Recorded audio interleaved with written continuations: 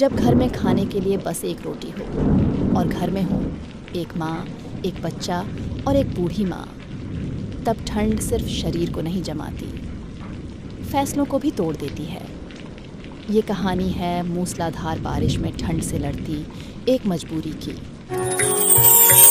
जब आसमान काला पड़ जाए, हवा चीखने लगे और बारिश ऐसे बरसे जैसे धरती को डुबो देना चाहती हो, तब समझ लेना चाहिए कि ये सिर्फ मौसम नहीं, ये किसी गरीब की किस्मत की परीक्षा है।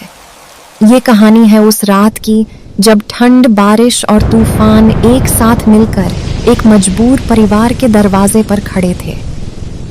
इस झोपड़ी में उस रात दीवारें कच्ची थीं, छत कमजोर थी, पर माँ की ममता सबसे मजबूत थी। बाहर तूफान घर तोड़ने आया था और अंदर हालात इंसान को। माँ, आज मुझे बहुत ठंड लग रही है। ऐसी ठंड पहले कभी नहीं लगी। मेरे पैर जैसे सुन्न हो गए हैं। मैं उन्हें हिला भी नहीं पा रही। माँ, क्या ठंड से इंसान मर भी जाता है? चुप कर पगली, थोड़ा और पास आ जा। माँ की गोद सबसे गर्म जगह होती है। जब तक मेरी सांस चल रही है, तुझे ठंड छू भी नहीं सकती। नहीं बेटी, ठंड से नहीं मरते, पर हाँ, जब कोई पूछने वाला न हो तो इंसान अंदर से टूटने लगता है, गुड़िया को और कसकर पकड़ते हुए। देख, मेरी गोद में बैठ जा। माँ की गोद गरीब हो सकती है पर ठंडी नहीं होती। माँ, अगर हमारी झोपड़ी टूट गई तो हम कहाँ जाएंगे? सबके पास पक्के घर हैं, बस हमारा ही क्यों नहीं? बेटी, घर ईंट सीमेंट से नहीं बनता। घर वो होता है जहाँ कोई तुझे कहे, डर मत, मैं हूँ। धीरे से। आज पक्का घर नहीं है, कल होगा, मगर हिम्मत आज भी है और कल भी रहेगी। सीता, आज की रात मुझे मेरी जवानी की याद दिला रही है। तब भी ऐसी ही बारिश होती थी और हम तब भी गरीब थे। अम्मा, आप ज्यादा मत बोलो, आपकी तबीयत ठीक नहीं है। बेटी, गरीब की तबीयत कभी पूरी ठीक होती ही कहाँ है, बस चलती रहती है। गुड़िया की तरफ देखते हुए, इस बच्ची को देख, इतनी छोटी उम्र में डर सीख रही है। दादी, क्या भगवान भी ठंड महसूस करते हैं? अगर करते हैं तो वो हमारी मदद क्यों नहीं करते? भगवान ठंड नहीं महसूस करते बिटिया, वो इंसान का सब्र देखते हैं और जब सब्र टूटने लगता है तब रास्ता खोलते हैं। पर अम्मा, कब? हर बार यही सवाल रह जाता है, कब? जब इंसान हार मानने से मना कर देता है। माँ, पापा आज नहीं आए, वो ठीक तो होंगे ना? हाँ बेटी, तेरे पापा मजबूत हैं, पर गरीबी रोज उनकी हिम्मत की परीक्षा लेती है। वो हमारे लिए लड़ रहे हैं, बस यही सोचकर ये रात काटनी है। उस झोपड़ी में 3 पीढ़ियां बैठी थीं। एक बीता हुआ कल, एक लड़खड़ाता हुआ आज और एक उम्मीद भरा कल। और बाहर तूफान इंतजार कर रहा था, किसका हौसला पहले टूटे। कुछ पल ऐसे होते हैं जब इंसान और भगवान के बीच कोई दीवार नहीं रहती, बस डर रहता है। उस रात तूफान दरवाजे पर नहीं था, वो सीधे दिल के अंदर घुस आया था। हे राम, ये छप्पर ऐसे कांप क्यों रहा है? ऐसा लग रहा है जैसे अभी गिर ही जाएगा। गुड़िया को सीने से और कसकर पकड़ती है। मेरी बच्ची, अगर कुछ हो गया तो मैं कैसे बचाऊंगी तुझे? माँ, हवा इतनी तेज क्यों चल रही है? ऐसा लग रहा है जैसे कोई गुस्से में चिल्ला रहा हो। माँ, मुझे बहुत डर लग रहा है, मुझे नींद भी नहीं आ रही है। सीता, डर को आंखों में मत बसने दे। ये तूफान सिर्फ शरीर को नहीं, हिम्मत को भी परखता है। मैंने जिंदगी में इससे भी बुरे तूफान देखे हैं। पर अम्मा, हर बार हम ही क्यों हर मुसीबत गरीब के हिस्से ही आती है? आवाज़ टूटती है। क्या हमारी सांसों की कोई कीमत नहीं? गरीब की सांस तब तक सस्ती लगती है जब तक वो थमती नहीं। उसके बाद हर कोई पछताता है। माँ, दरवाजा खुल गया। अब क्या होगा माँ? हे भगवान, इतनी ताकत क्यों दे रहे हो हवा को? अगर कुछ चाहिए तो मुझसे ले लो, मेरी बच्ची को छोड़ दो। जब माँ डरती है तो वो अपने लिए नहीं डरती, वो उस सांस के लिए डरती है जो उससे जुड़ी होती है। सीता, मेरे पैरों में अब ताकत नहीं है, लेकिन दिल अभी भी कह रहा है कि ये रात कटेगी। अम्मा, आप बैठ क्यों गई? आप ठीक तो है ना? ठीक हूँ बेटी, बस जिंदगी का बोझ थोड़ा भारी लग रहा है। गुड़िया को देखते हुए, डर मत बिटिया, दादी यहाँ है। दादी, अगर तूफान हमें ले गया तो क्या हम फिर मिल पाएंगे? अगर दिल जुड़े हों तो कोई तूफान अलग नहीं कर सकता। हे भगवान, आज अगर आपने हमें बचा लिया तो मैं कभी शिकायत नहीं करूंगी। बस मेरी बच्ची को ये रात पार करा दो। उस रात तूफान जोर से चिल्ला रहा था और झोपड़ी के अंदर एक माँ खामोशी से टूट रही थी। बाहर हवा का जोर था और अंदर इंसान की आखिरी हिम्मत। जब तूफान आता है तो वो फर्क नहीं करता कि कौन इंसान है और कौन जानवर, पर समाज फर्क जरूर करता है, क्योंकि उस रात अमीर की नींद नहीं टूटी थी, गरीब की जिंदगी टूट रही थी। ये आवाज किसी भाषा में नहीं थी, पर दर्द की हर भाषा समझ में आ रही थी। चुप हो जा माँ, तेरी आवाज कोई नहीं सुनने वाला, जैसे हमारी कोई नहीं सुनता।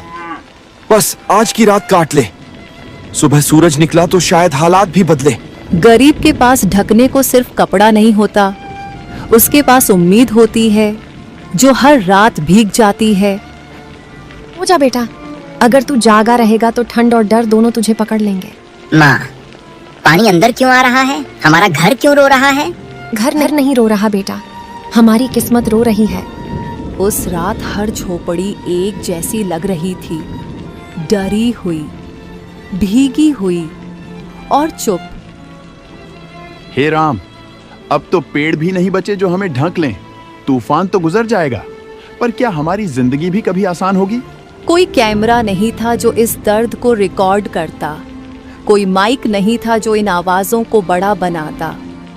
गरीब का दर्द हमेशा मौसम की आवाज में दब जाता है। जानवरों के पास कम से कम ये आजादी होती है कि वो रो सके, गरीब इंसान वो भी नहीं कर पाता। बाहर की दुनिया और अंदर की दुनिया दोनों ही टूट रही थी। बस फर्क इतना था, बाहर ठंड दिख रही थी और अंदर दिल जम रहा था। कुछ रातें आवाज से नहीं, खामोशी से डराती है। जब इंसान को महसूस होने लगता है कि अब शरीर साथ नहीं दे रहा और मन किसी पुराने सफर की तरफ लौटने लगता है। सीता, मेरे सीने में अजीब सा भारीपन है, जैसे सांस अंदर जाकर लौटना भूल रही हो। अम्मा, आप ऐसे मत बोलो, मैं अभी पानी गर्म करती हूँ, आप बस आंखें बंद मत करो। नहीं बेटी, अब आग से ज्यादा मुझे तेरी आवाज की गर्मी चाहिए। आज तूफान नहीं, जिंदगी ठंडी लग रही है। दादी, आप मुझे छोड़कर मत जाना, मैं आपको रोज कहानी सुनाऊंगी, आपकी दवाई समय से लाऊंगी। अरे पगली, मैं कहाँ जा रही हूँ? मैं तो तुझ में ही रहूंगी। बेटी, अगर मैं सुबह ना उठूं तो रोना मत। अम्मा, ऐसा मत कहो, आपके बिना हम कैसे रहेंगे? सीता, गरीब की जिंदगी में दो चीजें बहुत जल्दी खत्म हो जाती हैं, रोटी और ताकत, पर हिम्मत उसे कभी मत मरने देना। उस पल सीता पहली बार भगवान से नहीं, हालात से हारने लगी थी। माँ, अगर दादी चली गई तो मैं किससे बातें करूंगी? नहीं जाएंगी दादी, मैं हूं ना। माँ कभी अकेला नहीं छोड़ती। भगवान, आज मेरी झोली खाली मत करना। झोपड़ी के अंदर एक सांस दूसरी सांस से लड़ रही थी और बाहर रात इंतजार कर रही थी कि कौन हारे। हर अंधेरी रात एक वादा लेकर आती है कि अगर इंसान टूटने से मना कर दे तो सुबह जरूर आएगी। अम्मा, सुबह हो रही है, आप सुन रही हो ना? माँ, दादी उठ गई। देखो, दादी बच गई है। हाँ बेटी, सुबह की हवा अब भी मीठी है। बाहर से आवाज आती है, सीता, मैं आ गया। रामू, तुम जिंदा हो, बस यही काफी है। सीता, कल रात मैंने शहर में हर दरवाजा खटखटाया, पर किसी ने गरीब की ठंड नहीं समझी। ये बहुत नहीं है, पर आज की रोटी आ जाएगी। आज रोटी से ज्यादा तुम्हारा लौट आना जरूरी था। देखा, मैंने कहा था ना, अंधेरी रात के बाद सुबह जरूर आती है। अब ठंड नहीं लगेगी ना? नहीं बेटी, अब मैं ठंड से नहीं डरूंगा, अब मैं किस्मत से लड़ूंगा। उस सुबह झोपड़ी अभी भी कच्ची थी, गरीबी अभी भी वहीं थी, पर एक चीज बदल गई थी, हौसला। और जहां हौसला होता है वहां किस्मत धीरे धीरे झुकने लगती है। सुबह आ चुकी थी, पर वो सुबह कल जैसी नहीं थी। ये सुबह डर से नहीं, थकी हुई उम्मीद से जन्मी थी। रामू, झोपड़ी अभी भी वैसी ही है, पर आज दिल थोड़ा हल्का लग रहा है। क्योंकि आज हम जिंदा बचे हैं सीता, और गरीब के लिए जिंदा बच जाना भी किसी जीत से कम नहीं होता। मैंने बहुत सुबहें देखी हैं, पर आज की सुबह सबसे कीमती है, क्योंकि ये टूटने के बाद आई है। माँ, आज ठंड नहीं लग रही, या शायद अब मुझे डर नहीं लग रहा। डर अभी भी है बेटी, पर अब वो हमें रोक नहीं सकता। कभी कभी ठंड शरीर को नहीं, डर को जकड़ लेती है, और तब इंसान चलना सीखता है। आज मैं वादा करता हूं, मैं अपनी बेटी को इस झोपड़ी की छाया में बड़ा नहीं होने दूंगा। मैं उसे पढ़ाऊंगा ताकि कल वो किसी तूफान से न डरे। पापा, मैं पढ़ूंगी। मैं बड़ी होकर ऐसा घर बनाऊंगी जहाँ किसी को ठंड ना लगे। यही मेरी सबसे बड़ी दौलत है, मेरी नातिन का सपना। उस झोपड़ी में अब भी गरीबी थी, पर अब बेबस नहीं थी, क्योंकि जहां सपने जन्म लेते हैं वहां किस्मत हार मानने लगती है। गरीबी गुनाह नहीं, पर गरीब की तकलीफ को नजरअंदाज करना सबसे बड़ा गुनाह है। अगर आज आपके पास छत है तो किसी और की छत बनने की सोचिए, क्योंकि एक छोटी सी मदद किसी की पूरी जिंदगी बदल सकती है। गरीब की किस्मत तूफान से नहीं, इंसानियत से बदलती है।